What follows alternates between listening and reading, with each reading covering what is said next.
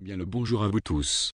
Je m'exprime ici pour un message d'actualité, concernant plusieurs points. Vous aurez remarqué, que pendant près d'1 an le site est plutôt resté, en sommeil.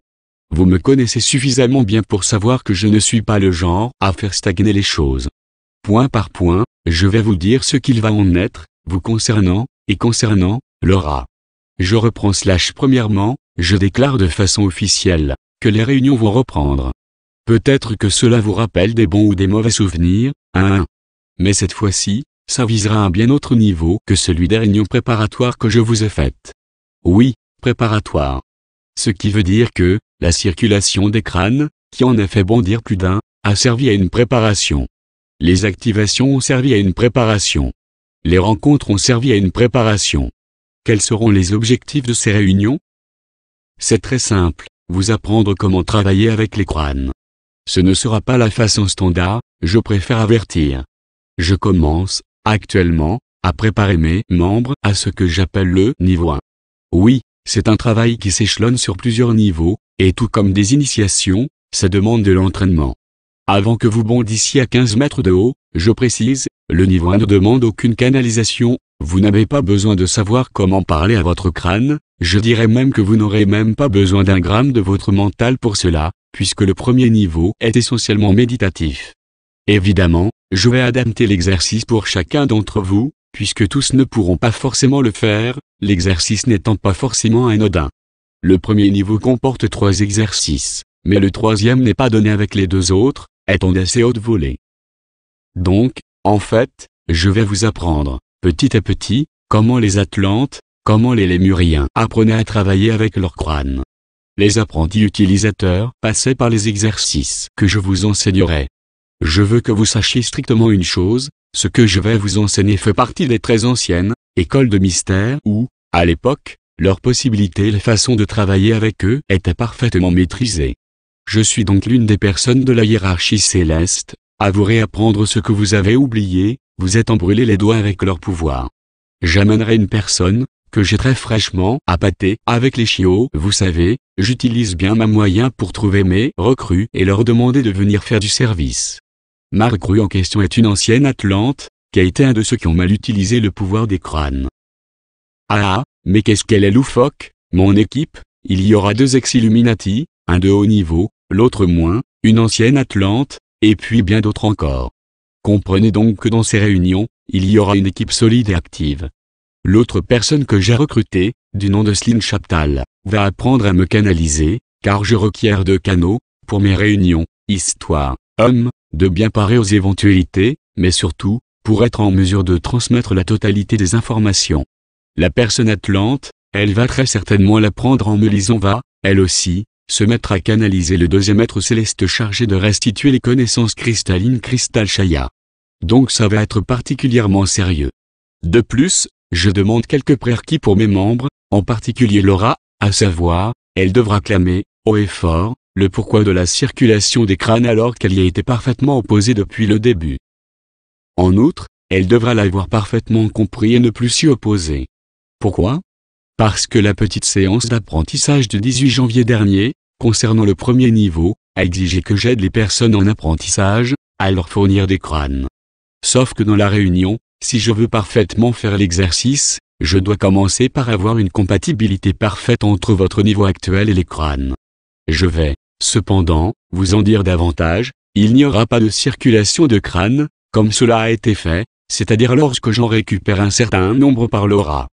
Cela va se faire comme suit, je vais simplement inverser certains crânes par rapport aux participants, et m'assurer que chacun d'entre vous a le bon nombre de crânes pour faire l'exercice. Car la première grande difficulté, et c'est bien pourquoi c'est obligatoire que ce soit fait sous ma juridiction, c'est que vous ayez le bon nombre de crânes, et pas n'importe lequel. J'amènerai certains des crânes que j'avais réquisitionnés. Et donc? N'ai-je pas retiré des crânes dans le désert? Et vous croyez que je vais les garder éternellement? Non, ils ont été bien préparés, et plusieurs d'entre eux seront restitués. Mais le camp, Je veux que vous compreniez bien une chose, certaines personnes ont des crânes définitifs. J'ai d'ailleurs volontairement retiré cela à certains d'entre vous. Une personne du désert se reconnaîtra aisément. Mais pourquoi les ai-je retirés? Parce que si elle les avait gardés, elle n'aurait pas pu faire l'exercice parce que j'aurais été contraint de les retirer à ce moment-là.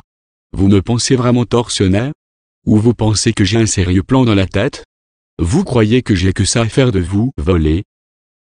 Je vais maintenant bien mettre les choses au clair. Lors de ce niveau 1, je serai obligé de refaire circuler les crânes, pour que chacun ait les crânes qu'il leur faut absolument pour franchir ce premier niveau. Certains d'entre vous pourront très bien se faire échanger tous les crânes contre d'autres. Cependant ce sera un acte temporaire. Cela durera jusqu'à ce que vous franchissiez ce premier niveau. À quoi sert ce premier niveau? À déverrouiller dans votre cœur la partie consacrée au crâne qui a été fermée alors. C'est-à-dire que tant que cette zone sera fermée, vous ne pourrez pas arriver à un niveau très haut.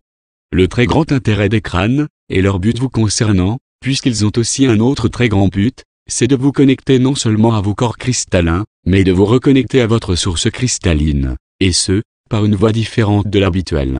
Vous comprendrez ce que je veux dire par là. Lorsque votre zone du cœur sera ouverte, qu'est-ce qu'il se passera? Vous aurez vos crânes définitifs. C'est-à-dire que pour le coup, vous serez absolument assuré que je ne vous les prendrai plus. Est-ce que vous comprenez mieux, maintenant? Je précise, arrivé au niveau 2, je vais activer certains systèmes de défense de certains crânes. Mais je ne vais pas encore expliquer pourquoi. Je vais, par contre, faire une simple mise en garde, ceux qui recherchent le pouvoir, et même ceux qui s'ignorent, je précise, qu'ils vont être très déçus, et j'expliquerai bien cela, lors de la réunion. Il faudrait aussi que je me bouge pour vous expliquer les activations, mais cela n'aura lieu qu'au niveau 2. Combien de niveaux? Ah ça. Je ne vous le dirai pas, hein. Mais ne faites pas la course et ça, le niveau 1 est déjà particulièrement défrisant, enfin, ça dépend pour qui, hein Laura? Bah oui, c'est clair que je ne m'attendais vraiment pas à ça.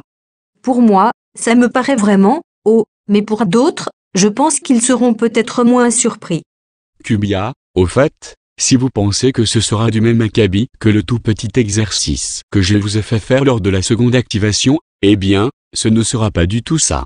Mais si je vous l'ai fait faire, c'est que cet exercice est effectivement une base pour le niveau 2, vraiment une toute petite base, et encore, à l'école des crânes, ce sera donc le sujet principal de mes réunions.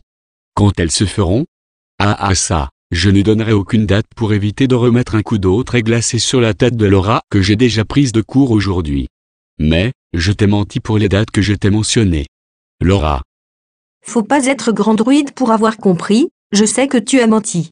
La preuve en est que si tu m'envoies en voyage pendant tout le mois de février, c'est que tu prépares déjà le terrain. Si tu me dis, mars, je ne serai même pas surprise, faut dire que tu me fais tellement boire la tasse, que je m'attends à tout. Juste, fais ça, enfin, prépare-moi, quoi accent circonflexe. Oh ça, rassure-toi, il n'y aura pas de souci. Ce ne sera pas aussitôt, mais ça s'approche. Chaque chose en son temps, sans compter que d'ici peu, tu devras aussi te mettre à étudier, former ton équipe pour Émisie, et répondre à ma fameuse demande, n'est-ce pas? Oui, mais tout de suite. Non, j'ai lancé la commande, mais après ce n'est pas quelque chose que tu as à faire de suite mais pour plus tard. Pour les lecteurs, c'est simple, il s'agit de mettre en livre, sous un éditeur, dont j'ai bien un nom en tête, mes fameuses canalisations. Mais pourquoi? Oh oui, pourquoi, alors que toutes mes canalisations ne sont pas 100% pures, et que certaines, selon ma chère Laura, sont crégno. Il explose de rire. Pourquoi est-ce que je veux publier cela? Pour au moins 3 raisons. La première, c'est que cela va permettre des ouvertures de portes dont j'ai besoin pour faire progresser le plan. Parce que ces livres doivent tomber dans les mains de personnes particulières et qui ne me connaissent pas encore. Par ces livres, ils me connaîtront, et me contacteront. Et bien sûr, cela me permettra de manifester la suite du plan, sur votre plan d'existence. La deuxième va permettre de réviser certaines canalisations et réajuster, ou placer un texte, lorsque par exemple, la canalisation a des problèmes pour telle ou telle raison. J'en profiterai également pour me montrer, afin que cet horrible visage qui traîne sur ce site disparaisse. Oui, mes chers, je suis susceptible sur ce point-là, ça ne me représente pas du tout. Je n'ai rien dit, mais bon, je suis tout de même bien plus beau que ça, mais alors vraiment, il rit. Ce n'est pas la modestie qui m'étouffe. Mais qui a dit que j'étais un saint? Pourquoi vous cachez qu'effectivement, je suis, un brin arrogant? Bon, pas un brin, mais deux, peut-être. Si j'attire des ennuis à mon entourage? Mais assurément, j'aime faire cela. Il explose de rire. J'aime particulièrement l'action, les coups tordus, tester mon entourage. Oh, le sale gamin que je suis n'a pas vraiment disparu. La réalité de la dimension spirituelle? Notre vie là-haut? Oui, c'est prévu que je vous en parle, dans une canalisation qui y sera consacrée. Car je vais reprendre les canalisations. Une sur notre vie chez nous et aussi quelques mots sur nos technologies. Une sur la sexualité sacrée et les nombreuses choses que l'on peut faire. Oh oui, elle est attendue, celle-là. Une sur les crânes de cristal Atlante, et comment cela s'organisait. Par prévention, il est normal que tout le monde ne soit pas appelé par cela, c'est bien pourquoi il existe plusieurs chemins pour venir à Rome. 1. Donc pour ceux que ça n'intéresse pas, ne vous en voulez pas. Vous voyez, tout le monde ne s'intéresse pas forcément à dessiner une bande dessinée. Tout le monde n'est pas intéressé à fabriquer des programmes informatiques, tout le monde ne veut pas faire de la cosmétique. Donc, en fait, les crânes parlent surtout à ceux qui ont déjà eu affaire à eux dans leur passé. Donc les réunions vont servir à transmettre ces connaissances. Il est vrai que, lorsqu'un niveau est terminé, vous vous faites initier par les crânes, afin qu'ils ouvrent la partie de votre cœur. Mais évidemment, il y aura un test avant. Laura va reprendre les voyages, tout comme je lui fais faire, en visitant plusieurs personnes. Ces voyages ne seront pas forcément en lien avec les réunions, mais seront faits, histoire que je passe voir certains d'entre vous, parce que je n'ai pas toute mon équipe au complet. Après, il y a d'autres raisons, mais c'est entre moi et Laura. Je demandais alors, y a-t-il des personnes susceptibles d'héberger 2 personnes fin février à Paris, du 23 février au 2 mars? Car j'aimerais également que son frère l'accompagne. Laura. Je sens que tu attends qu'une personne précise se manifeste. Cubia, tu as tout à fait raison. C'est exact Laura. Juste, tu comptes recruter pour. Quoi, en fait? Cubia, voyons voir. J'aimerais déjà désigner un gardien, afin de garder la maison des crânes qui se trouve là où tu habites présentement. Et plusieurs autres personnes, mais ça, tu connais déjà une de mes recrues sur 3.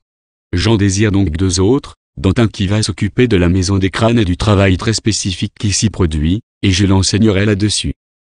Ensuite, j'aimerais une personne qui va habiter, de façon définitive, chez toi, pour que tu puisses faire ce que je te demande sans que tu t'inquiètes.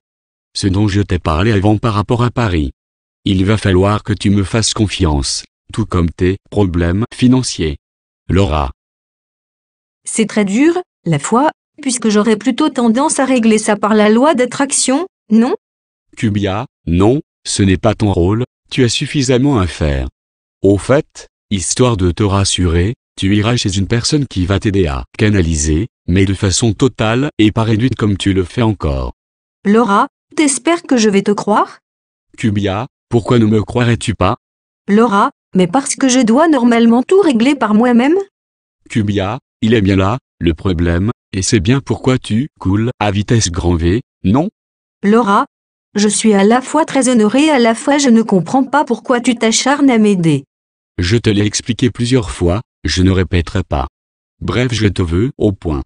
C'est ça ton boulot, chère Laura. Et admets que c'est strictement le contraire pour le moment. Laura, ça fait très mal quand tu dis ça. Cubia, c'est normal. J'attends donc de toi qu'au mois de février que tu transcendes ton état d'être, et puisque le livre de Lise Bourbeau sur la guérison des 5 blessures va pouvoir paraître, tu vas t'occuper de ta blessure d'abandon. Mais commence déjà par ta maladie.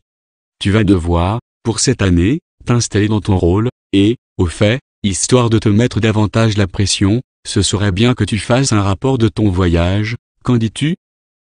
Quoi? Mais, j'aime pas ça, moi. Cubia, justement.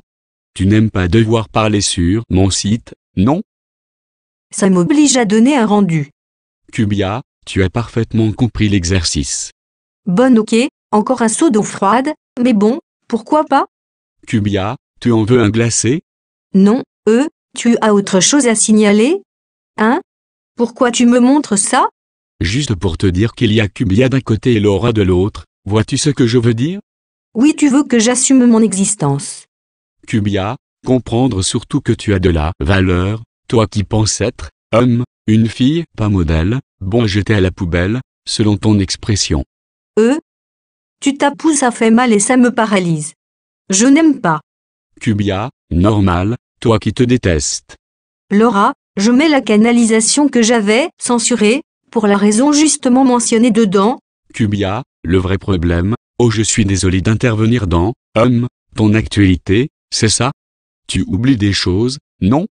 Tu n'as pas parlé du fait que je compte reprendre les canalisations en ce qui concerne, bien sûr, le vaste monde des crânes, en lien direct avec la Gartha et les autres planètes car j'aurai énormément à vous enseigner.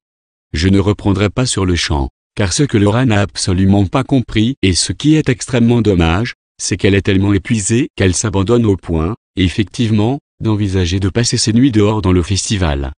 Comment expliquer, Laura, que c'est assez, comment dire, problématique d'envisager les choses ainsi? Je ne vois pas en quoi. C'est bien le problème, tu es bien trop naïve. Parce qu'il y a des dangers? Cubia fait un non, de la tête. Madame a perdu toute capacité de discernement. Te rends-tu compte que l'épreuve, t'a vidé? Non. Je ne crois pas.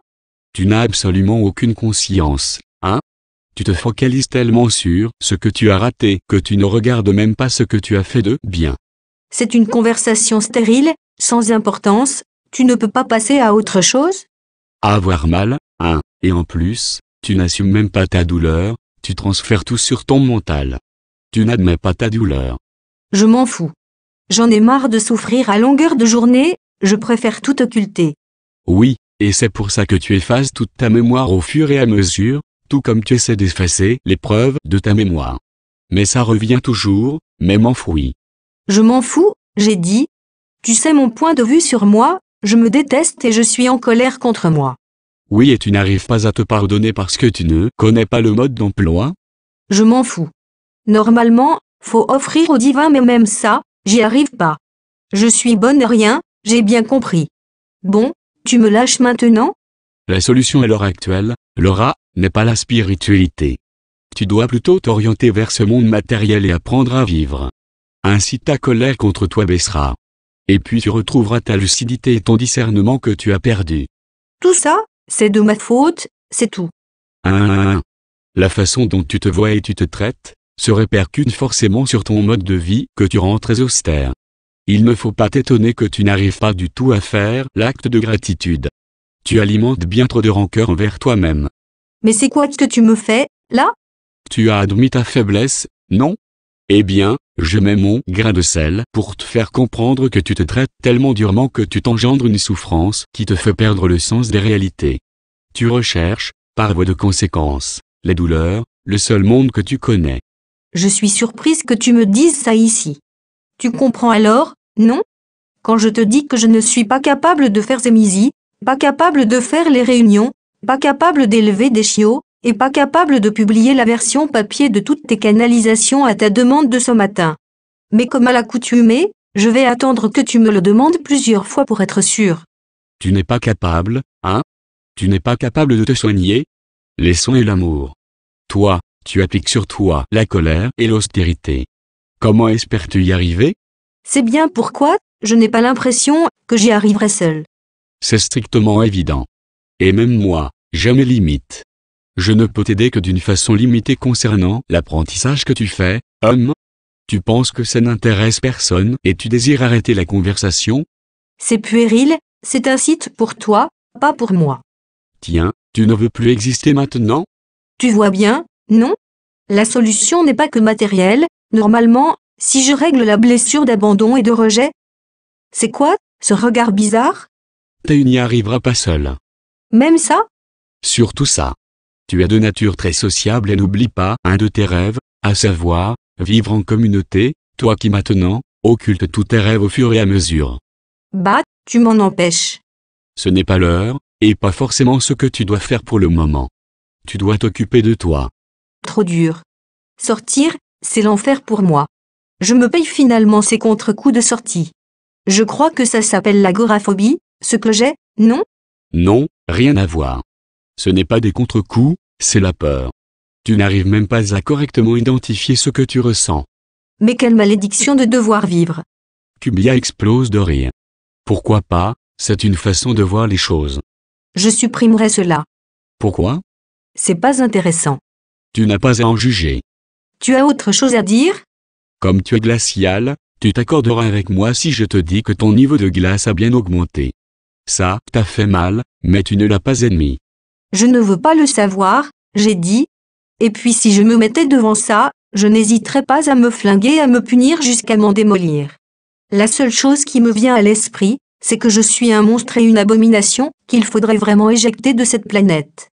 C'est bien, tu inscris ton état d'esprit à l'heure actuelle, je voulais cela, effectivement, et je suis intervenu pour cela. Ainsi ceux qui liront cela comprendront mieux ce qui t'arrive à l'heure actuelle. Pardon? C'est un piège. Non, pas un piège. Tu n'as juste pas tout précisé, ce qui est dur à comprendre pour le lecteur. Toi, tu arrives facilement à exprimer ta rancœur contre toi alors que certains membres du lectorat qui te lira le cachent bien, se pensant une personne pas trop mal. Ce que tu vis, je dirais, est non seulement normal mais libérateur. Dans quel sens? Dans le sens que l'état d'esprit et la façon dont la personne se considère éclairent parfois beaucoup sur la nature des problèmes. Et aussi, ta tendance illuminatique qui ressort énormément. Oh, il y a quelque chose? Va-t'en. Tu sais, la vérité fera jour et tu seras au courant de tes vies antérieures. Ce n'est pas nouveau, tu as du mal à aller vers l'amour. Tu pensais que je ne le savais pas? Tu penses que tu devrais être mieux que ça à l'heure actuelle? Tu penses que je t'en veux d'être comme ça?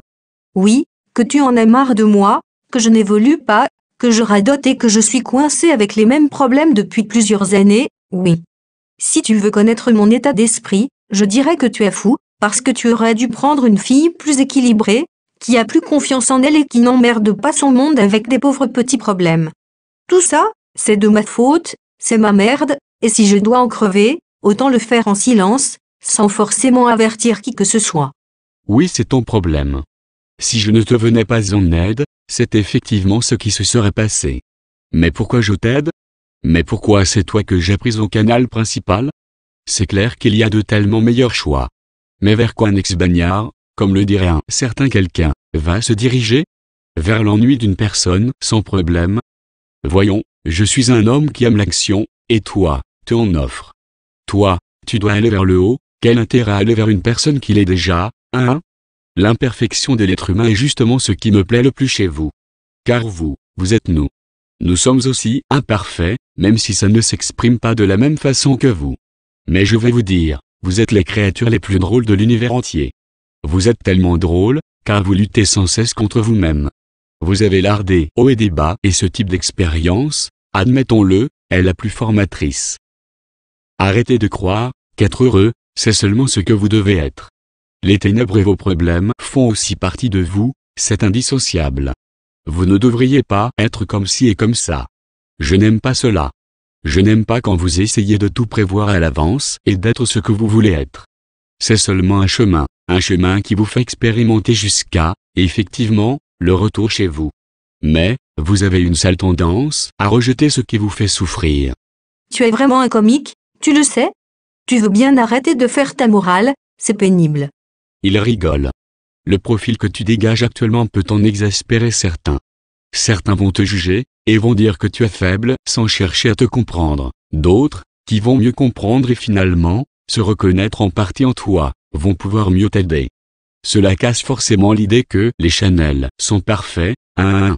Mais tu vois, cela m'amuse, et d'autant plus que je sais parfaitement que tu ne resteras pas assis, car je vois tout de même que tu cherches bien la sortie mais qu'étant totalement perdu dans la brume, tu ne sais quoi faire. Alors, au final, je dois chercher les erreurs que j'ai commises durant l'épreuve? De voir comment j'aurais dû faire? Je vais te poser une question, penses-tu que tu aurais pu faire autrement? Quoi? Me semble-t-il, pendant l'épreuve même, tu as cherché plusieurs fois comment avoir de la compassion, non? Tu as bien remarqué que j'échoue tout le temps, non? C'est pas surprenant que j'ai pas réussi. Mes efforts servent à rien, je devrais faire autrement, je sais bien, mais je l'ignore, je ne sais pas du tout, mais si déjà tu penses que je vais y arriver, c'est déjà une lueur d'espoir pour moi. Kubi a souri, sans mon aide, tu ne serais déjà plus de ce monde, tu le sais? Bah oui. Donc pour pouvoir surpasser ce fardeau de ténèbres qui te pèse, tu avais obligatoirement besoin de mon aide, tout comme tu auras besoin de mon aide pour faire face à tes crimes. Et, tu es loin dans l'histoire, là accent circonflexe. Vu la chronologie des Misi, c'est pas pour tout de suite. Émisie prédit bel et bien à l'avance ce que je vais vivre. Dans une certaine mesure, oui. C'est pour ça?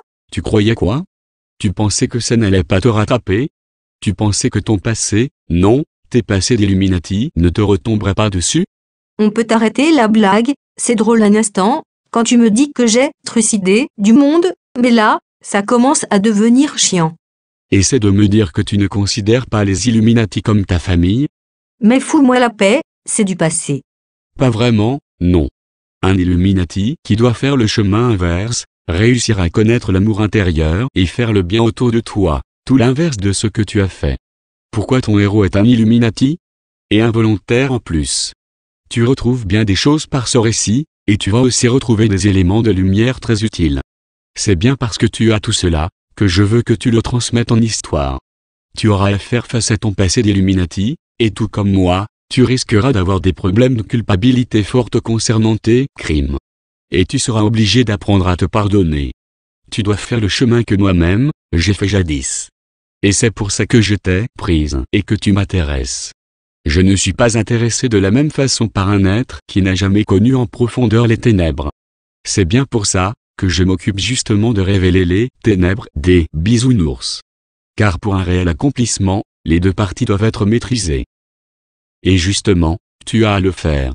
Bah, voyons, tu sais, il y a des bouquins qui apprennent ça, il y a plein de textes. C'est pas né de la dernière pluie. Pourtant ces textes ne semblent pas forcément t'aider. Pas important. Et c'est parce que je n'arrive pas à assimiler. Tu n'arrives pas à te pardonner, acte du cœur. Et c'est par l'expérience que tu peux y arriver. Tu as bien remarqué que quel que soit le livre que tu lis, ça ne te fait rien. Les mots semblent même ne rien vouloir dire pour toi. Car toi, tu dois vivre dans l'expérience et aussi dans les rencontres. Tu es très sociable, tu sais écrire, tu sais dessiner, tu as eu un passé d'Illuminati. En clair, tu as tout ce qu'il te faut pour faire ce pourquoi tu es venu sur Terre. Et ce que tu vis en fait partie. Tu vas devoir te souvenir de tout cela et offrir une réponse pertinente par émisie. Ton projet, lui-même, va contenir des codes importants. Mais je te passe les détails. Tu vas faire un encodage énergétique dans mon bouquin? Je ne souhaite pas t'en parler pour le moment, c'est trop complexe pour tes têtes. Et c'est pas l'heure. Tu comprends mieux ou pas? Ta mission? Parle pas de mission, ça fait hérisser certaines personnes. Chaque personne vient sur Terre pour une raison. Et moi, j'appelle ça mission, c'est tout. Comment te places-tu par rapport à Jonas? Kubia explose de rire. Elle est très hilarante, ta question. Il est pris, non? Tu ne t'embêtes pas pour la réponse. J'aimerais quelque chose de plus clair. Tu m'obliges à parler de moi, ce n'est pas très gentil, tu sais? Hein? Comme si ça te dérangeait. Eh oui, tu me demandes mes affinités, si j'ai bien compris la question. Haha, mais c'est vraiment Kubia que je canalise en plus. Pardon? Tu ne le croyais pas? Je ne sais pas, tu sais qu'à force de te voir faire « Monsieur je sais tout », je finis par me demander si tu es humain? Assurément non. Oui, il est vrai que je ne parle pas, de mes faiblesses, Ce n'est pas pour rien si, dans ton dernier dessin, où tu cherches à connaître mon visage, tu as marqué « arrogance ». Oui, je suis arrogant. Oui, je suis fier. Et je ne parle pas comme ça de mes faiblesses. Attends, c'est une blague de mauvais goût, là? Ce que j'ai mis dans Émisie est vrai? Je n'ai pas tendance à en parler, je ne parle que rarement de mes, petits problèmes que j'adore causer à mon entourage. Tu m'en parles? Tu me fais toujours la morale, ça peut pas changer. Tu veux me la faire? Non, mais, savoir que tu es arrogant me console. Tu m'as dit que l'un de mes principaux défauts, c'est l'arrogance. J'ai pas vu si c'était vrai. Tu es assez indomptable. Oui, c'est exact. Enfin, indomptable, c'est un bien grand mot, hein? Tu en parles? Non. Un non net, ça ne sortira pas de ma bouche, en tout cas. Tu n'es pas courageux. Tu obliges les autres à se mettre à nu mais pas toi, tu abuses. Elle est où l'égalité? Sommes-nous vraiment égaux, dis-moi? C'est pas sympa. Je suis ton maître, tu es l'élève. Point. J'ai réussi à te faire sortir de tes gonds. Tu es arrogant. Il y a rien de mal à avouer ces conneries. Avoue franchement les tiennes, tu vas comprendre ta douleur. Bah, ça va, les lecteurs, ils ont ce que tu n'as pas, la compassion. Tu me cherches?